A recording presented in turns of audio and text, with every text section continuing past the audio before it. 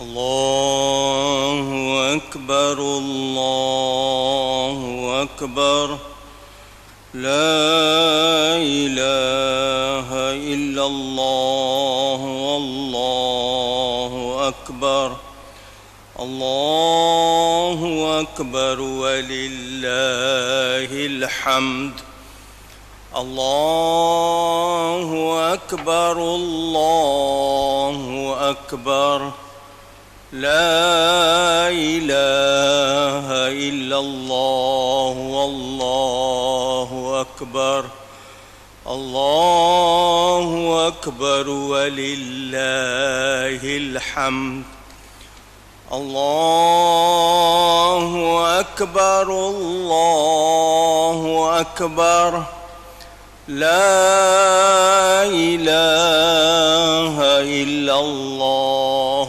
والله أكبر الله أكبر ولله الحمد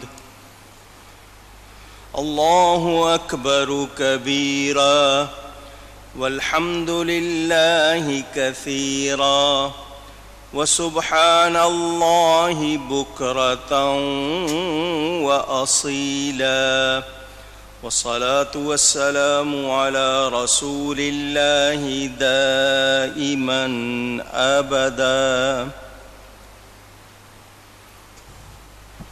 الحمد لله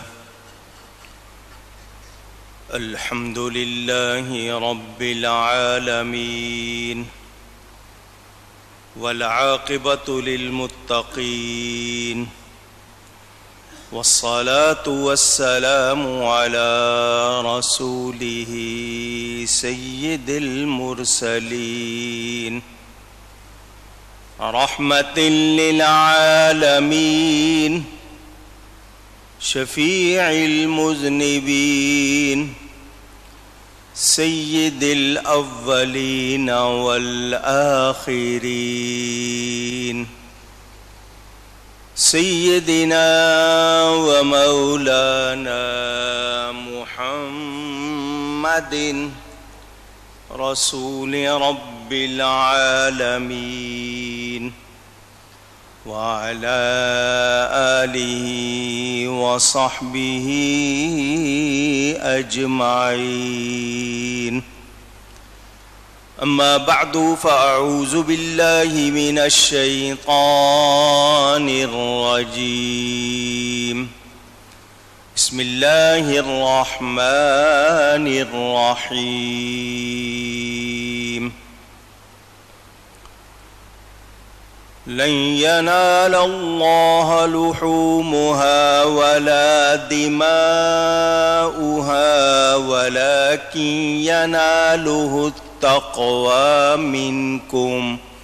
صدق الله العلی العظیم. محبت کے ساتھ ایک مرتبہ دروشی پڑھ لیجئے. اللهم صل على سيدنا ومولانا محمد معدن الجود والكرم وآله وصحبه وبارك وسلم. الصلاة والسلام عليك يا رسول الله. الصلاة والسلام عليك يا حبيب الله. الصلاة والسلام عليك يا رحمة للعالمين وعلى آلك وأصحابك يا شفيع المذنبين.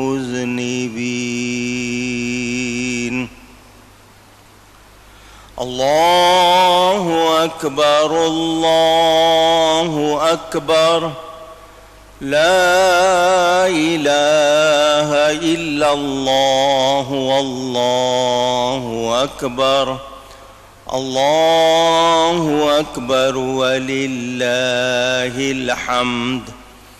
الله أكبر الله أكبر لا إله إلا الله والله أكبر الله أكبر ولله الحمد الله أكبر الله أكبر لا إله إلا الله والله أكبر الله أكبر ولله الحمد۔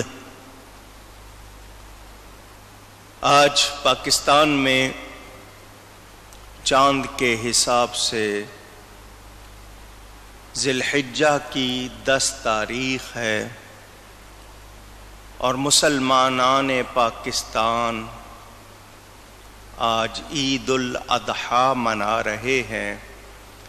اللہ تعالیٰ کا شکر احسان کہ اس نے یہ دن ایک بار ہمیں پھر عطا فرمایا۔ اللہ تعالیٰ ہم سب کی قربانیاں قبول فرمائے اور ہمیں ان ایام، برکت والے ایام کی برکت عطا فرمائے۔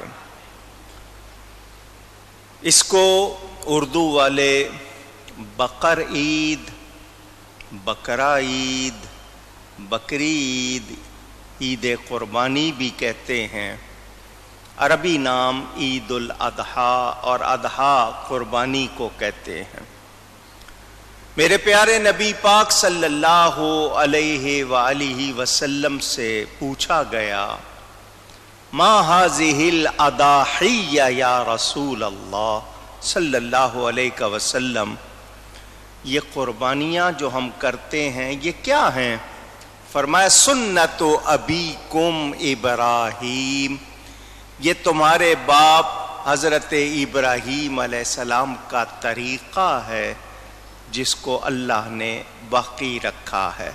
وہ چونکہ روحانی باپ ہے، اہل عرب کے باپ ہیں۔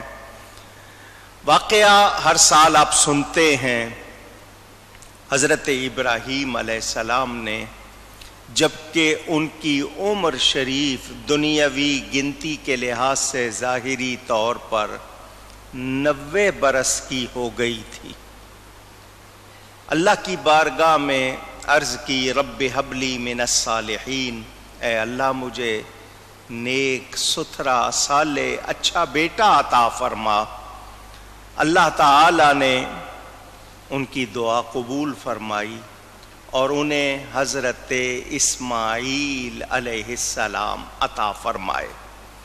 یہاں پہلی بات یہ بتانی ہے کہ حضرت ابراہیم علیہ السلام کا لقب ہے خلیل اللہ، اور خلیل گہرے پیارے دوست کو کہتے ہیں۔ وہ اللہ سے بہت محبت کرتے تھے، اللہ ان کو بہت محبوب رکھتا۔ اب انہوں نے دعائیں مانگ کر بیٹا لیا ہے۔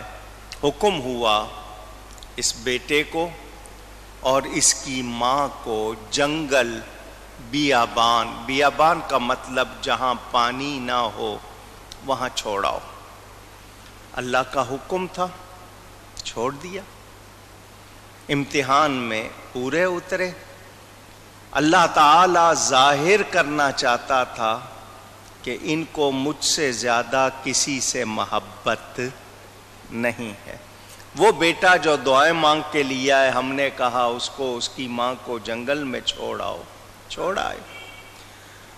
فلما بلغ معہ السعی، ابھی وہ بچہ چلنے دوڑنے کے قابل ہوا۔ مفسرین فرماتے ہیں 7 برس کی عمر تھی، 6 اور 1 7 برس کی عمر۔ بعضوں نے 13 برس لکھا ہے، واللہ اعلم۔ حضرت ابراہیم علیہ السلام بیٹے کو بلاتے ہیں، یا بنی انی ارا فی المنام، اے میرے بیٹا میں نے خواب میں دیکھا ہے، انی اذبحک، کہ میں تجھے ذبح کرتا ہوں۔ فانظر ماذا تری، اب تو دیکھ تو کیا کہتا ہے، تیری رائے کیا ہے؟ 7 برس کی عمر میں پیارے بیٹے کو باپ یہ کہہ رہے ہیں میں نے خواب میں دیکھا ہے. تو بیٹا آگے سے یہ نہیں کہتا خواب خواب ہوتا ہے، خواب میں آئی ہے بات تو وہ خواب کی ہے. لیکن 7 برس کی عمر میں حضرت اسماعیل علیہ السلام اللہ تعالی کی عطا سے یہ جانتے ہیں کہ نبی کا خواب بھی اللہ کا حکم ہوتا ہے. کیا جواب دیا؟ یا ابت افعل ما تؤمر، اے میرے ابا جان کر دیجئے جو آپ کو حکم ہوا ہے. وہ کہہ رہے ہیں میں نے خواب میں دیکھا ہے، بیٹا کہہ رہا ہے کر دیجئے جو آپ کو حکم ہوا ہے. یعنی حضرت اسماعیل جانتے ہیں کہ نبی کا خواب بھی اللہ کا حکم ہوتا ہے. اندازہ کریں جب 7 برس کی عمر میں حضرت اسماعیل کے علم کی یہ شان ہے، میرے نبی پاک کے علم کی کتنی شان ہوگی. وہ لوگ جو کہتے ہیں نبی کو 40 سال تک خبر نہیں تھی، ایسا کہنے والے خود بے خبر ہیں، یہ جانتے نہیں. ستجدنی انشاء اللہ من الصابرین، کر دیجئے جو آپ کو حکم ہوا ہے، اللہ نے چاہا تو آپ مجھے صابروں میں سے پائیں گے. میں شور نہیں مچاؤں گا، واویلا نہیں کروں گا، بلکہ صبر و رضا کا پتلا بن کر اللہ کی رضا پر راضی رہوں گا. یہاں 2 باتیں. پہلی بات انشاء اللہ، یہ لفظ آپ سے کہلوانا چاہتا ہوں. یہ 3 الگ لفظ ہیں. 3 کہیے گا. آپ لوگ ملا کے لکھ دیتے ہیں، انشاء ملا دیتے ہیں اور اللہ الگ. یہ تینوں الگ الگ لفظ ہیں، ان بھی شاء بھی اللہ. اس کے معنی اگر اللہ نے چاہا، اور اگر آپ ملا کے انشاء لکھیں تو اس کے معنی پیدا کرنے کے بھی ہیں، تو وہ معنی بدل جاتا ہے. تو جب کبھی لکھیں گے بولیں گے الگ الگ انشاء اللہ، یاد رہے. یہاں سے دوسری بات جو بتانی ہے وہ یہ کہ آپ کا ارادہ آپ کے اندر کتنا ہی مضبوط کیوں نہ ہو، کہنا چاہیے انشاء اللہ، اگر اللہ نے چاہا. کیا مطلب؟ میں نے تو ارادہ کیا ہے، پورا کب ہوگا؟ جب اللہ چاہے گا. تو یہ 2 باتیں آپ کو پیغام کے طور پر. اس کے علاوہ جو ایک ضروری بات، وہ کہتے ہیں یا بنیا، اے میرے بیٹے، اور وہ آگے سے کہتے ہیں یا ابتی، اے میرے ابا جان. تو ہم نے یہ اسلامی الفاظ جو قرآن میں آئے ہیں وہ بھی چھوڑ دیے ہیں. اب ابا، ابو، ابا جی، ابا جان یہ لفظ ہمارے ہاں بہت کم ہو گئے. ہم نے انگلش کے الفاظ اپنا لیے. کتنی اچھی بات ہوگی اگر ہم قرآن کے دیے ہوئے، اسلام کے دیے ہوئے لفظ اپنائیں گے، تو اس سے ہمارے اندر وہی چیزیں آئیں گی جو ایک مسلمان میں ہونی چاہیے. اس کا بھی ہمیں خیال رکھنا چاہیے. ہم نے انگریزیت اپنا لی. انگریزی ایک زبان ہے، سیکھے برتنے کے لیے، مگر انگریزیت نہ اپنائیں، کیونکہ وہ اسلام سے دور کرتی ہے، اور جو چیز اسلام سے دور کرے وہ ہمارے لیے اچھی نہیں. حضرت ابراہیم علیہ السلام کے بیٹے یہ نہیں کہتے ابا جان آپ کیسے خواب دیکھ رہے ہیں. کوئی باپ بھی اپنے بیٹے کو ذبح کرتا ہے. ایسے خواب دیکھنے چاہیے، ایسے خواب ہونے چاہیے، اور اگر آ بھی گیا تھا تو کیا سنانا چاہیے؟ نہیں. وہ اللہ کی عطا سے جانتے تھے کہ نبی کا خواب اللہ کا حکم ہوتا ہے. آج کا کوئی ہوتا تو شاید 4 باتیں آگے لگاتا, کہہ دیتا کہ جب خواب ایسے دیکھ رہے ہیں تو خیالوں میں بھی کاٹتے ہوں گے, آپ کو تو میں پسند ہی نہیں ہوں, اس طرح کی باتیں کرتا. لیکن انہوں نے بتا دیا کہ باپ سے بات کرنی ہے تو باپ بھی کون ہے, جو اللہ کا نبی ہے, اس کا ادب کیا ہے. اسی لیے کہنے والے نے کہا یہ فیضان نظر تھا یا کہ مکتب کی کرامت تھی, سکھائے کس نے اسماعیل کو آداب فرزندی. حضرت اسماعیل علیہ السلام سے سیکھیں کہ بزرگوں سے کیسے بات کی جاتی ہے. لیجئے جی, امتحان ہے اللہ کی طرف سے کہ ہم زیادہ پیارے ہیں یا بیٹا. ذبح نفس اور ذبح ولد, یہ لفظ یاد رکھیے گا, میں اس پر ابھی آپ کو سمجھاتا ہوں. باپ ذبح کرنے کے لیے, بیٹا ذبح ہونے کے لیے تیار. رسی لی, چھری پکڑی, فرمایا بیٹے سے کہ میرے پیچھے پیچھے آؤ. مینا کا وہ میدان جہاں حاجی جمع ہوتے ہیں, آپ اس میدان میں تشریف لے گئے.